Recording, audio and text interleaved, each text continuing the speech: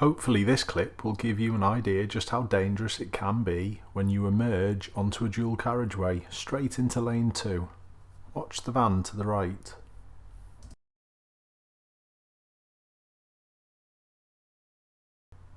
Our camera did do the correct thing by braking. All I would have done differently was, when I saw the van going to exit into lane 2, I would have released my brake pressure and lessened the risk with the Volkswagen too close behind. However, the lesson from this clip is, when you're emerging onto a dual carriageway, wait till both lanes are clear so you can safely emerge into lane 1.